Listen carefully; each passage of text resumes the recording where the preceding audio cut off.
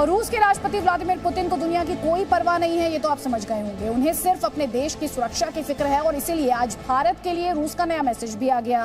रूस ने इस मामले में भारत से भी साथ देने की अपील की। रूस ने दरअसल भारत से सहयोग मांगा है, लेकिन अब भारत के सामने सवाल ये है कि वो रूस और अमेरिका में से किसे चुने।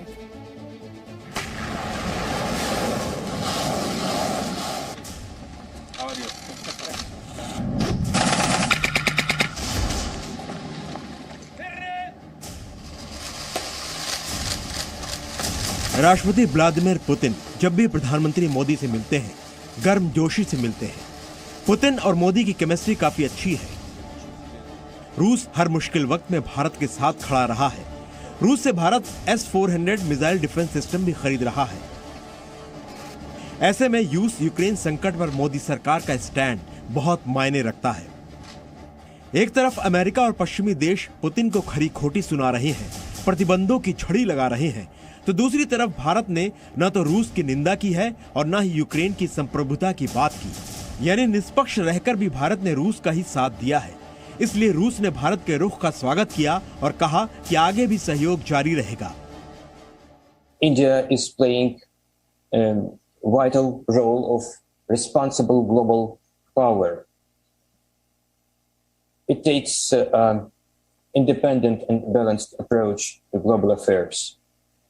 And we are enjoying very deep coordination in the Security Council and other multilateral bodies.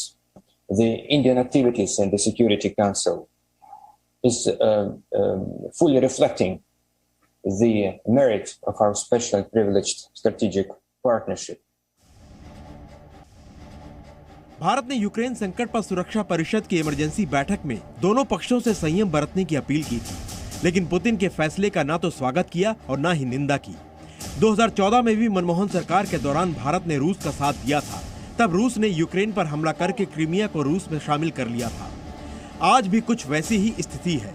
Bharat अभी तक इस मुद्दे पर निष्पक्ष रुख अपनाए हुए है, क्योंकि अगर भारत रूस का खुलकर समर्थन करता है तो अमेरिका और पश्चिमी देशों की नाराजगी झेलनी पड़ेगी। भारत ने रूस से S-400 सिस्टम खरीदा है, लेकिन बावजूद इसके अमेरिका ने अभी तक भारत के खिलाफ CAATS कानून लागू नहीं किया है। इस कानून के जरिए अमेरिका रूस से रक्षा सौदा करने वाले देशों पर प्रतिबंध लगाता है। दूसरी तरफ भारत अगर अमेरिका का समर्थन करता है तो वो अपने पुराने सहयोगी रूस को नाराज कर देगा।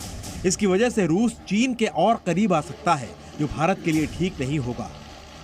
इसके अलावा भारत के 50 से 80% तक सैन्य उपकरण रूस में बने हुए हैं। भारत को रूस से स्पेयर पार्ट्स, टेक्नोलॉजी, मेंटेनेंस और आपूर्ति की जरूरत पड़ती है। ऐसे में भारत रूस को नाराज नहीं कर सकता। भारत का रुख हमेशा से यही रहा है कि रूस का ज्यादा से ज्यादा समर्थन लिया जा सके और उसके विरोध से बचा जा सके। ब्यूरो रिपोर्ट, जी मीडिया।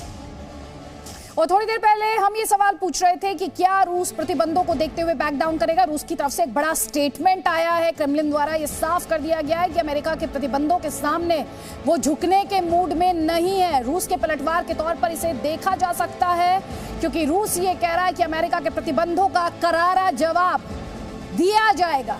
तो व्लादिमीर पुतिन बैक डाउन करने के मूड में नहीं, पीछे हटने के मूड में नहीं, अपने स्टैंड पर वो कायम, बावजूद इसके ये देखते हुए कि लगातार पश्चिमी देशों द्वारा रूस पर सैंक्शंस का सिलसिला जारी है, लेकिन रशिया अपनी बात पर कायम। व्लादिमीर पुतिन अपने रुख पर कायम है और उनमें नरमी की किसी तरह का कोई संकेत फिलहाल नहीं मिल रहा। यूक्रेन के राष्ट्रपति चाह रहे हैं कि रूस जो है वो बातचीत के टेबल पर आए, लेकिन ये स्टेटमेंट बताने के लिए काफी कि रूस झुकने के मूड में या पीछे जाने के मूड में नहीं है। Presenting B News app available on Google Play and App Store. Download it now.